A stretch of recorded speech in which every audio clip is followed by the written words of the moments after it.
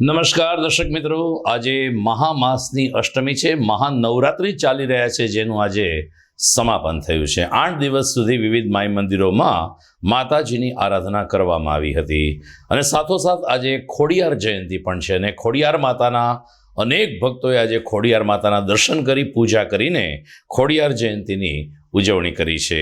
ત્યારે આવા ધાર્મિક અવસરે આપનું સ્વાગત છે GTPL જૂનાગઢ ન્યૂઝમાં.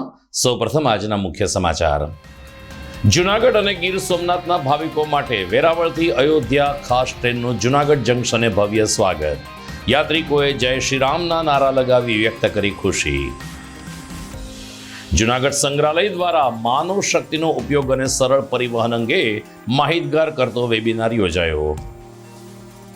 મહિલાઓ આત્મનિર્ભર બની વધુ મજબૂત બને તે માટે એજી સ્કૂલ ખાતે હસ્તકલા હાટનું પ્રદર્શન કમ વેચાણ શરૂ. ભવનાથ રોડ ઉપર આવેલ રામ ટેકરી ખાતે યોજાશે ત્રિદિવસીય ધર્મોત્સવ. ભગવાન શ્રી રામની દિવ્ય મૂર્તિની થશે પ્રતિષ્ઠા વિધિ. અને બાપ દીકરીના સંબંધ ઉપર લાગ્યું કલંક. પોતાની 13 વર્ષની માસૂમ પુત્રીને પીખી નાખનાર નરાધમ બાપ પોલીસ ગિરફમાં.